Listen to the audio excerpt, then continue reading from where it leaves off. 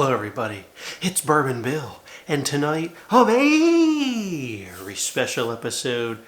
We're diving into the newest release from an old legacy brand that's a little bit different than what they normally put out.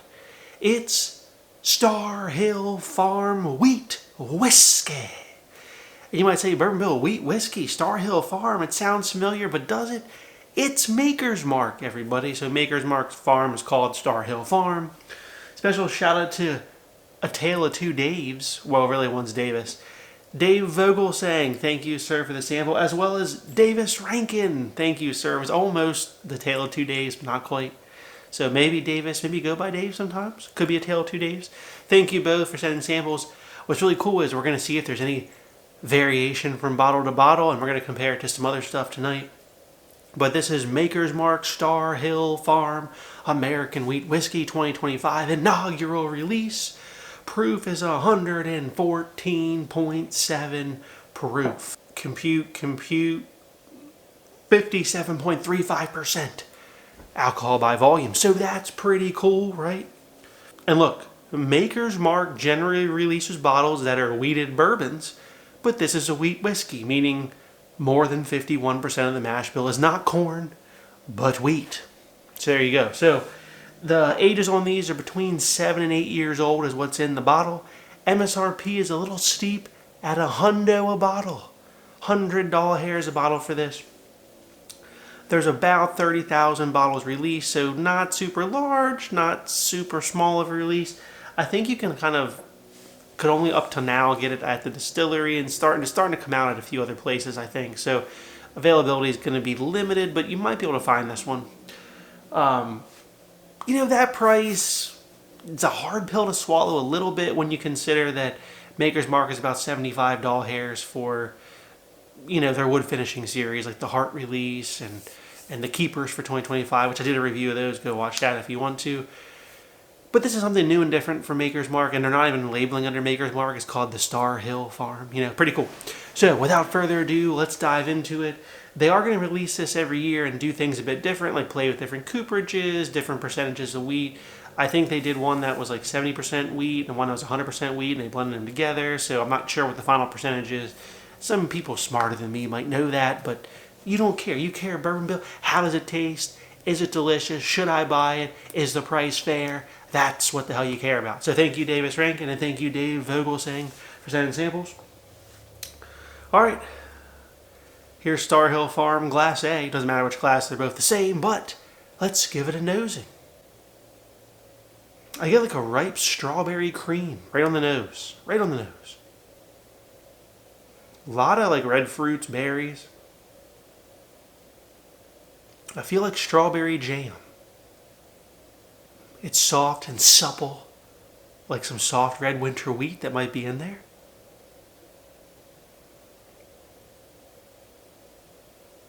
I get a nice wheater funk to it, like a strawberry jam filled pastry maybe. All right, down the hatch. Well, that's pretty good. Well, that's for not being the biggest wheated bourbon fan, I didn't have high hopes for this, to be honest. But this is surprisingly good. A lot of fruit notes like we talked about. I get strawberry, kind of like a strawberry pastry, jam, some red berries. Kind of mellow, and then I get like another like fruity pop at the end on the finish. I'm digging it. It's a very fruity thing. I don't get any I don't really get like a breadiness to it, right? I think the 7 to 8 year age range helps. I think, because it's a little bit older than 6, I think that helps. I think it's pretty good. Now, rating tonight, including the value price of the bottle, we're going to give it a B+. I think it's pretty tasty. I think it's a nice proof point at 114.7. I think I would drink this actually. This is pretty good. The price is a bit much. I like to see this at like 80. This is really an $80 hair bottle that they overpriced by 20, and I get it. It's a new glass, new release. I thought they could get a little more coin. I don't think it's a horrible value, but please don't overpay for this. All right. Well, the same sample from a different bottle from somebody else. Let's see if this one smells or tastes any different. No, I still get a lot of the same fruit notes on this one down the hatch. I dig it just as much. I think there's a very slight, maybe slight difference. Whatever. Close enough. I thought the second one had slightly more caramel to it, a little bit less fruit, but we're splitting the finest of frog hairs two ways here in that comparison. So if you get one of these, it's going to be pretty much the same. Should be pretty enjoyable. Now for our comparisons, I don't have any other wheat whiskey. Shame on me. I had a sample of the Bernheim, which is a wheat whiskey barrel proof. That would have been a really good comparison, but of course I drank it and it's gone. I don't no longer have a sample. What a jackass I am. But I do have some wheated bourbons that we're going to compare to tonight. How about a good Weller Foolproof coming in at, what's that? 114 proof. Compute, 57% alcohol by volume, almost the same proof. We're only talking 0.7 off. Only 0.7 off. This is obviously a single barrel. Now this is obviously a wheated bourbon and not a wheat whiskey. I don't know what the MSRP is on these bad boys anymore. Honestly, I had this bottle for a while. This is a store pick, but heck, I don't know. The MSRP on that though is not 100. I mean, it's under 100, so we got to keep that into consideration. Color, significantly lighter on the Weller Foolproof than that Star Hill Farm. That's crazy. Weller Foolproof on the nose. Gotta say, the nose is a little bit more caramely and brown sugar, but I prefer the nose on the Star Hill Farm, gotta say. But they're close. They're close. This one's got some strawberries, some wheater funk. The Weller Foolproof's got that little bit more of a bourbon note to it, right, than wheat whiskey. So there's a little bit of a difference there. Weller Foolproof down the hatch. Well, Weller Foolproof's pretty good. Has a cherry cola, bubblegum type of note to it. Doesn't feel as hot as a Star Hill Farm. Back to the Star Hill Farm. They're kind of even trades for me. I mean, they're not quite the same, obviously, but I don't think one's better than the other. So there you go. It's not a replacement for Weller Foolproof, don't get me wrong. The flavors are different, but if you like Weller Foolproof, you're not going to hate Star Hill Farm. How's that? My only Maker's bottle left that I actually own. 2023 The Bep. The last of the license plate series. Give that a little pour in the mini here as well.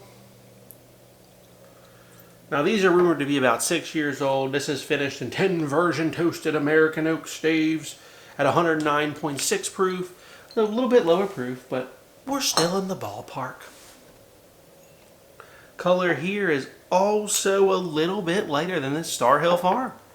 So this is Makers v Makers. Obviously, the Maker's Mark Bep is a wheated bourbon again, so it's got to have at least 51% corn in it.